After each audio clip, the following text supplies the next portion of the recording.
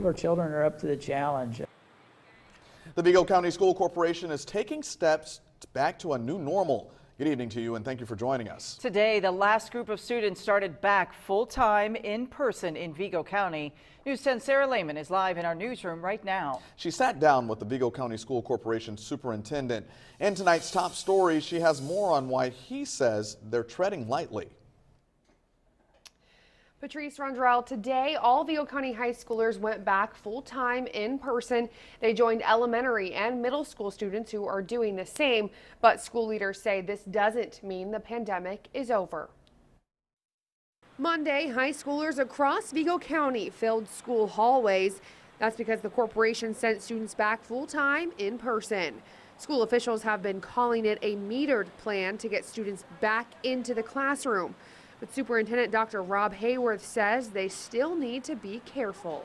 COVID is not over. We're back in, but don't think of it as normal. Superintendent Hayworth says they are watching their COVID-19 case numbers closely. They're also working with the Vigo County Health Department every day. We still have to do all of the right things to stay in. Hayworth says it's up to teachers, students, staff, and the entire community to work together so the corporation doesn't have to close its doors again. We have to be measured. We have to know as students where we're at, who we're with. Do I have my mask on? Am I doing all the right things in order for us to continue with school? He says their goal is to not have to close the district down like they did back in March.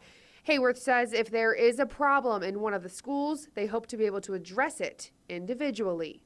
If we're having an issue in this elementary school, let's address it in that elementary school. If there's something happening at a middle school, let's address that middle school and try to get away from those overarching, we're all closed, we're all under one model. And tonight, the Vigo County School Board approved the district's 2021 budget. That includes projects around the district like repaving projects, roofing projects, and heating and cooling projects. Superintendent Hayworth says they aren't fancy, but they are needed. They also approved the purchase of new school buses, and school officials say they don't think they will need as many replaced this year because of the pandemic. Now, the next step is for that budget to be sent off to the state for approval.